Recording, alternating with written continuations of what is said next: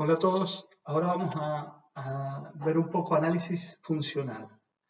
Eso lo pueden encontrar en el cuadernillo en la parte de teoría. Lo primero que tenemos ahí es paridad de una función. ¿Cuándo una función es par? Y nos dice, f es una función par si, solo si, para todo x perteneciente al dominio, se cumple que f de menos x es igual a f de x. ¿Qué quiere decir eso?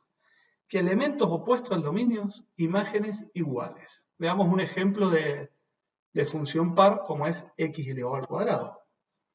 Ustedes pueden ver gráficamente que el eje y la divide en dos partes idénticas. ¿Sí? Entonces, gráficamente podemos distinguir una función par cuando el eje y la divide en dos partes iguales. Y analíticamente, como nos dice la definición, es que hay elementos opuestos al dominio, imágenes iguales. Por ejemplo, elijamos el 2 y el menos 2, que son elementos opuestos, y vemos que a través de la función le hace corresponder el 4, y al menos 2 también le hace corresponder el 4. ¿Por qué? Porque 2 elevado al cuadrado es 4, y menos 2 elevado al cuadrado también es 4. En el caso de una función impar, lo que vemos, y lo que nos dice la definición, es que a elemento opuesto del dominio, imágenes opuestas. Por ejemplo, si nosotros eligiéramos el 2 y el menos 2, al 2, si lo elevamos al cubo, sabemos que le corresponde 8, y al menos 2 elevado al cubo nos va a dar menos 8 de resultado.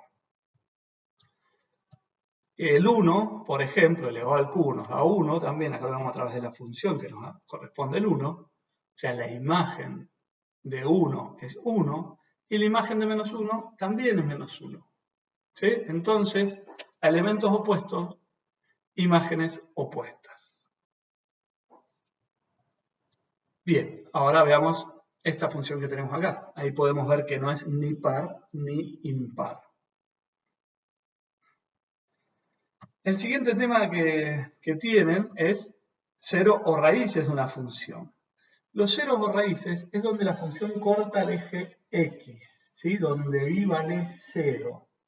Entonces, gráficamente lo podemos ver donde la función corta el eje x. En este caso vemos que es en el 0 y en el 2. ¿Sí? Ahí tenemos los ceros o raíces de la función.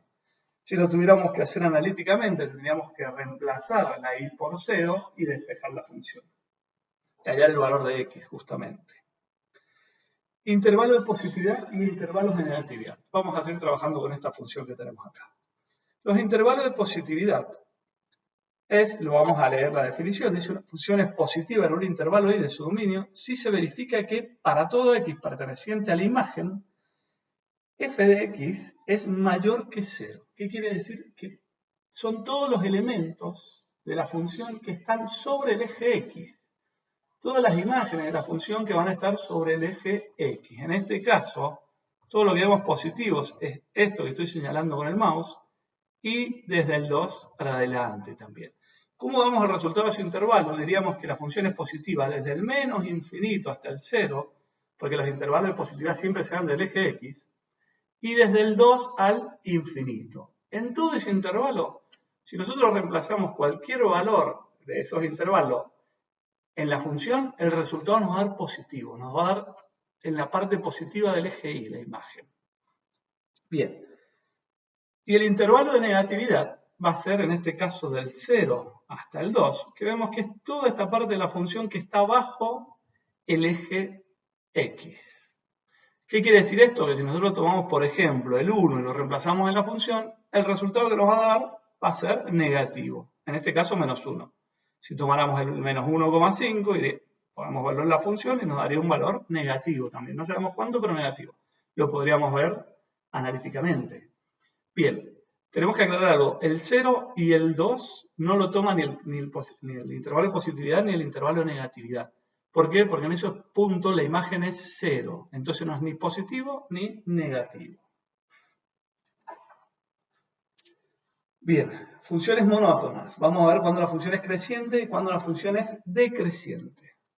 Creciente va a ser cuando, gráficamente, vista de izquierda a derecha, vamos a ver cuando la función va hacia arriba, como en este caso. Nosotros empieza a ser creciente más o menos desde el 1,5 y de ahí sigue siendo creciente la función hasta el infinito.